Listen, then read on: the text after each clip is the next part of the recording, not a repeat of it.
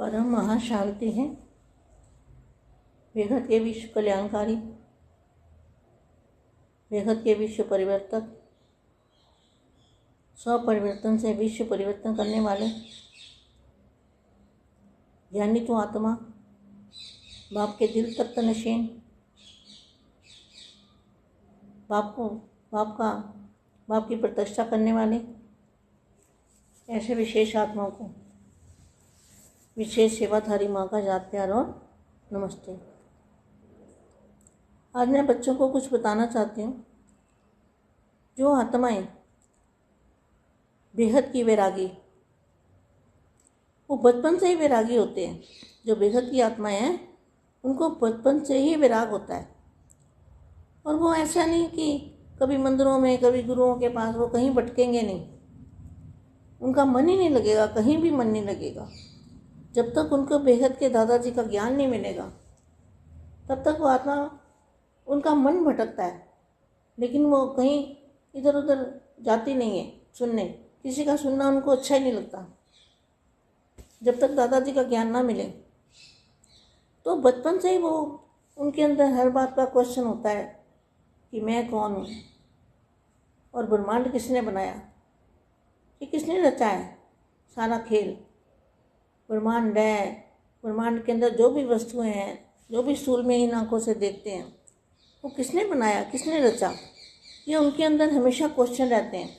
और वो हर जगह भगवान को ढूंढते हैं कि भगवान कहाँ मिलेगा। सबको पूछते हैं भगवान कहाँ मिलेगा, भगवान कहाँ मिलेगा। उनके बड़े जो बुजुर्ग होते हैं उनको पूछेंगे भगवान कहाँ मिलेगा, भगवान कैसे मिलेगा, भगवान कैसा होता है। तो ये क्वेश्चन उनके दिमाग के अंदर रहता ही रहता है हमेशा, इसलिए उनका मन कहीं नहीं लगता और वो ऊपर आकाश की ओर देखते रहते हैं। मैं अपनी बात बता रही हूँ। आकाश की ओर देखते हैं, ये तारे हैं, किसने बनाए हैं, सूर्य तारामंडल, जो सूर्य है, सूर्यमंडल है, चांद है, तारे हैं, ये धरती है, ये और भी दुनिया होगी। तो वो मैं क्या सोचती थी कि भाई ये आकाश से परे भी कुछ है। ऐसे लगता था जैसे आकाश के अंदर एक, जैसे क्या कहते हैं, पिंजरे के अंदर बंद होता है ना कोई पिंजरा, तो ये आकाश के अंदर एक गोला हमारा पिंजरा मेरे को नज़र आता था कि ये पिंजरे में बंद है हम। ऐसे लगता था पिंजरे में बंद है। आत्मा क्या है, परमात्मा क्या है, हमेशा मन के अंदर। जब भी अकेले बैठेंगे, किसी के साथ बैठेंगे 2 मिनट, फिर मन उधर ही चला जाएगा। और वैरागी जीवन उनको पसंद आता है। किसी से लगाव ये सब बहुत बहुत कम होता है उन आत्माओं का। किसी से प्यार ये सब कम होता है। और उनके शुरू से ही पवित्रता के भी संस्कार होते हैं ऐसी आत्माओं के। तो मेरा मतलब कहने का कि जो बेहद की आत्मा है वो बचपन से ही, जब से उनको होश 5-6 साल की होती है ना आत्मा, तो वो परमात्मा को ढूंढती है अंदर से। किसी को पूछती है, सुनती है, बुजुर्गों की बात सुनती है, भगवान की बातें उनको अच्छी लगती है। तो ये मैं बताना चाहती थी कि बेहद की आत्माएं, जो बेहद की आत्माएं हैं, उनके अंदर ये साइंस का नया ज्ञान, कुछ नई नई बातें उनको अच्छी लगती है। जैसे साइंस की नई साधन, वो कैसे बने, किसने बनाए, क्यों बनाए, सारी बातें उनके अंदर। जो इतने बाग बगीचे, फूल, सब्जियां, जो कुछ भी खाते पीते हैं, जो कुछ है, वो किसने बनाया, किसने किया, ये सब कैसे रचा गया। तो अंदर ही अंदर क्वेश्चन ख़त्म ही नहीं होते। और जिस दिन उनको बेहद के दादाजी मिलते हैं उस दिन सेकंड के अंदर सारे क्वेश्चन ख़त्म हो जाते हैं। इतने, मेरा तो ऐसा ही हुआ है, सारे ही क्वेश्चन मेरे ख़त्म हो गए। क्या मेरे अंदर कोई क्वेश्चन नहीं है, कोई सवाल नहीं है, क्योंकि मुझे जो चाहिए था शुरू से बापूजी ने इतना ज्ञान दिया है। 97 से बापूजी ने जो ज्ञान दिया ना, वो कोई सोच भी नहीं सकता। पत्ते पत्ते का ज्ञान, मक्खी मच्छर इधर गया क्यों, ये मक्खी मच्छर कैसे पैदा होते हैं, कहाँ से होते हैं, किसके संकल्पों से ये मीठे मीठे फल बनते हैं, जहाँ कड़वे बनते हैं, ये किसके संकल्पों से होता है। हर चीज़, लकड़ी किसके संकल्पों से, मतलब जो भी चीज़ इस संसार में हम देखते हैं वो किसके संकल्पों से होता है, वो भी बापूजी ने सब बताया हुआ है। आप हैरान हो जाओगे। पुरानी वीडियो शायद बनाई है या नहीं बनाई हो मुझे नहीं पता, लेकिन मेरे को ये इतना याद है कि मैं तो ऐसे पागल होती गई कि रात को 2-2 बजे तक बापूजी क्लास कराते थे। अचानक उठा देते थे, चलो उठो क्लास करते हैं बोर्ड पे। एक एक शब्द बापूजी ने जैसे समझाया है कि चित्र पे बना बना के, कि भाई वो कैसे भी साधारण आत्मा की बुद्धि में भी वो ज्ञान आ जाए। फिर बापूजी ने बेहद का ज्ञान दिया, बेहद की दुनिया में जाएंगे, बेहद की दुनिया है, ऐसा ऐसा। तो वो भी 1% क्या होता है, भाग जितना भी उसके अंदर संशय नहीं आया मुझे कभी कि ये बापूजी बेहद के दादाजी नहीं हैं, यहाँ बेहद के भगवान नहीं हैं, बापूजी के सिना। मैं हर एक से बहस कर सकती थी। मेरे को कोई कहता था भाई तुम इतना बहुत ज़्यादा तो पढ़े हुए नहीं हो।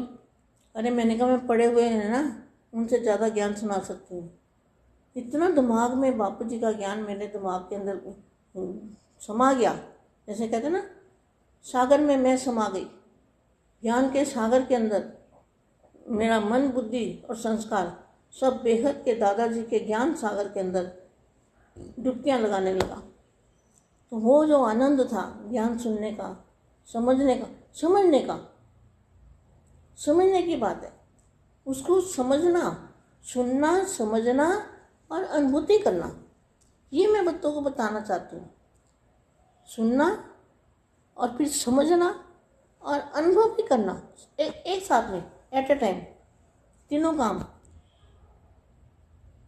तो अपना भी पता चला कि मैं आत्मा हूँ, लेकिन कौन सी आत्मा हूँ, कहाँ से आई हूँ, किसकी रचना हूँ, वो तो बापूजी ने समझाया ना। तो मैं यही बताना चाहती थी बच्चों को, थोड़ा थोड़ा करके जब याद आएगा कुछ ना कुछ अच्छा तो बच्चों को बताऊंगी। अब मैं वाणी थोड़ा सा पढ़ती हूँ।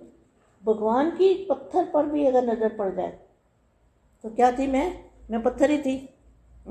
मैं तो अपने आप को ऐसा ही समझ, पत्थर तो थी, मगर पारसनाथ ने मुझे पारस बना दिया ना।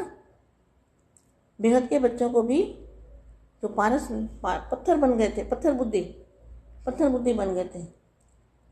तो मैं तो इतना ढूंढती थी, मैं क्या बताऊं। कोई कहे इधर भगवान है, कोई कहे ये गुरु है। मैं कहा ना भाई, मैं नहीं मानती ना, मेरे को जाना है, इन लोगों के पास कुछ नहीं है। जब बापूजी का ज्ञान मिला तब तो मैं पागल ही हो गई, पागलों की तरह ज्ञान के पीछे पागल, कि बापूजी के मुँह से एक एक शब्द निकला और मैं चित्र बनाती रही। एक एक शब्द बापूजी बोलते गए और वो मैंने अपनी बुद्धि में रखा। और फिर बापूजी घर चले गए बिना खाए पिए।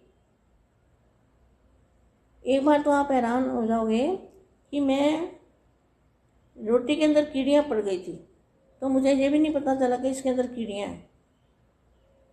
तो मैं वो बता नहीं सकती वो सीन क्या था। मतलब कहने का जो बापूजी का ज्ञान है, ये परम ज्ञान ना लिखा गया किताबों में। ये तो मैं कहती हूँ ये तो बहुत बहुत बहुत बहुत भाग्यशाली आत्मा होगी जो बेहद की, जिसको ये ज्ञान समझ में भी आए और उसकी अनुभूति भी हो, अनुभव हो उसको। अनुभवी जो आत्मा होती है ना, उसको कोई भी नहीं हिला सकता दुनिया के अंदर, कितना भी उसको भड़काए वो कभी ना भड़केगी। ऐसी आत्मा, उसको कहेंगे बेहद की आत्मा, जो कभी किसी के सुने भी ना। मेरे को कोई देता है ना कोई किताब या कुछ, ना भाई मेरे को नहीं चाहिए, मेरे को देखनी भी नहीं है, सुननी भी नहीं है, देखनी भी नहीं है। ऐसी मेरी हालत जब से मैं बापूजी के पास ज्ञान में आई हूँ, तब से मेरी यही हालत है।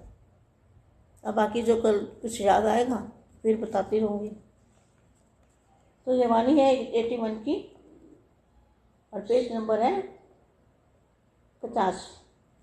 भगवान की पत्थर पर भी नज़र पड़ जाए तो पत्थर भी पारस बन जाता है। ये बेहद के बच्चों का यही हाल हुआ ना।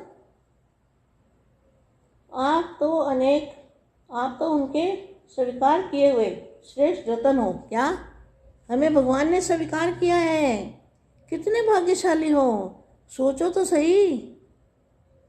सही, कितनी खुशी होनी चाहिए, कितना नशा होना चाहिए।